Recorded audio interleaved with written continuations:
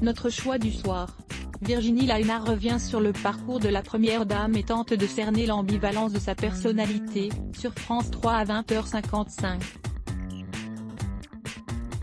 Le Monde, 13 juin 2018 à 17h45. Documentaire sur France 3 à 20h55. Coup de foudre entre l'élève de terminale et la professeure de lettres, mariée et mère de 3 enfants, à leur amour vécu envers et contre tous, malgré leur différence d'âge de 24 ans, de la conquête du tout Paris à leur ascension politique fulgurante jusqu'au sommet de l'État. Tout semble avoir été dit sur ce tandem fusionnel, qui, main dans la main, a conquis le pouvoir, en ne laissant le soin à personne, ou presque, d'écrire ce récit des plus romanesques.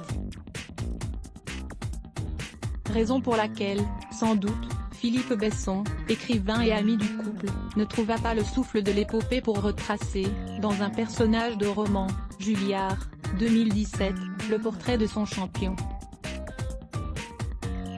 Ou encore pour laquelle, aujourd'hui, Virginie Lainard, dans une démarche moins littéraire, a choisi, pour échapper à la redite, de s'intéresser au parcours de Brigitte Macron. Une première dame qui, fonction oblige, joue ici la grande muette.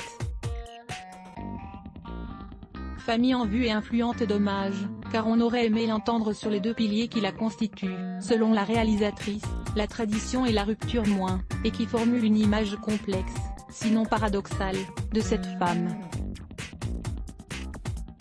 À défaut, la documentariste a interrogé l'une de ses filles, Tiphaine, ses proches amis, mais aussi ses anciens élèves et collègues, qui dressent un portrait louangeur de l'ex-enseignante attentive, portée par le désir constant d'insuffler confiance, d'accompagner et de motiver. C'est du reste dans les premiers chapitres de son film que Virginie Lainard apporte des éléments, peu ou mal connus, sur l'enfance et l'adolescence provinciale et choyée de la petite dernière du clan Trogneux.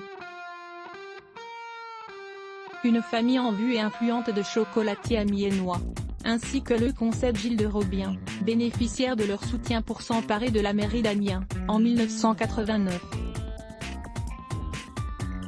Et, plus particulièrement, de celui de Jean-Claude, l'aîné, que 20 années séparent de sa sœur cadette. Son goût pour la littérature la porte à étudier celle-ci, sitôt son bac en poche. Peut-être l'aurait-elle amenée à enseigner si elle n'avait rencontré son premier époux, André-Louis Ozière, banquier, avec lequel elle aura 3 enfants. La vie de famille avant la vocation et le désir d'émancipation, tradition oblige, sans doute. Pourtant, c'est bien cette vocation d'enseignante, qu'elle concrétise en 1989, qui lui fait rencontrer au lycée de la Providence, à Amiens, le jeune Emmanuel. Si la suite de cette histoire d'amour atypique a été maintes fois relatée, l'intérêt du film, dans sa seconde partie, réside moins dans le récit que dans l'analyse qu'en font les différents intervenants, journalistes, biographes, historiens. Relevant le rôle essentiel joué par Brigitte Macron auprès de son époux, tant en ce qui concerne réseau que l'image moins, tous soulignent, derrière l'éternel sourire de félicité qu'elle affiche, son ambivalence entre transgression et tradition, s'exprimant désormais à travers son look habité de sens de première dame. Brigitte Macron, un roman français, de Virginie Lainard, fr. 2018, 90 minutes.